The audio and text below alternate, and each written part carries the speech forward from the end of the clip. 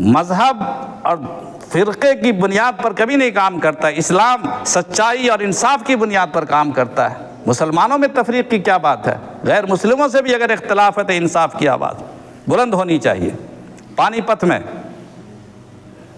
پت پنجاب میں، اس کے بھی بعد کا قصہ ہی ہے، آزادی سے تھوڑے دنوں پہلے کی بات ہے۔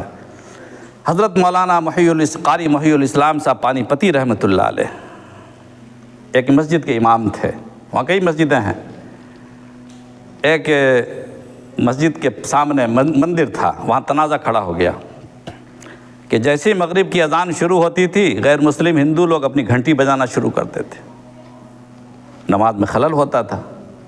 انگریزوں کا زمانہ تھا، مسلمانوں نے کیس دائر کیا کہ یہ ہندو لوگ ہمیں گھنٹی بجا کر نماز میں ڈسٹرب کرتے ہیں۔ انگریز نے کہا ٹھیک ہے، نماز پڑھنا تو تمہارے یہاں ضروری ہے، یہ گھنٹی آگے پیچھے کر سکتے ہیں، تو ایسا کرو کہ جتنی دیر وہ نماز پڑھتے ہیں اتنی دیر گھنٹی نہ بجاؤ، اس کے بعد بجاؤ۔ کہا ٹھیک ہے، تو کتنی دیر گھنٹی رکنا چاہیے؟ اب اس کا پتہ کیسے چلے کتنی منٹ میں مسلمان نماز مکمل کرتے ہیں؟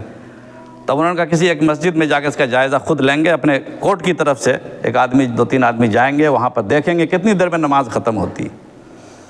چنانچہ جج صاحب نے اور لوگوں نے مشورہ دیا کہ قاری صاحب فلانی مسجد اچھی مسجد ہے، اچھے لوگ ہیں وہاں پر، زیادہ مسلمان ہیں، بڑے اللہ والے نماز پڑھاتے ہیں۔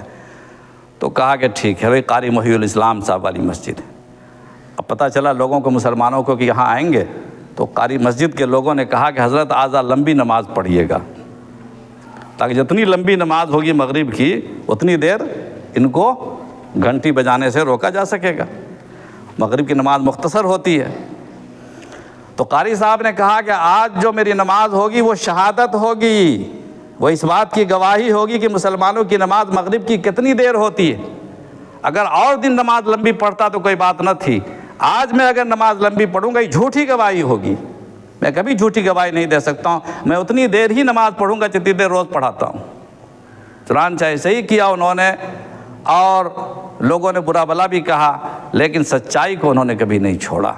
تو جس دین نے ہمیں اتنی وسعت سکھائی ہو، یہاں کوئی تفریق نہ ہو، وہاں مسلمان آپس میں لڑیں، افسوس کی بات ہے کچھ اب بھی اگر نہیں سمجھیں تو ہماری داستان تک بھی نہ ہوگی۔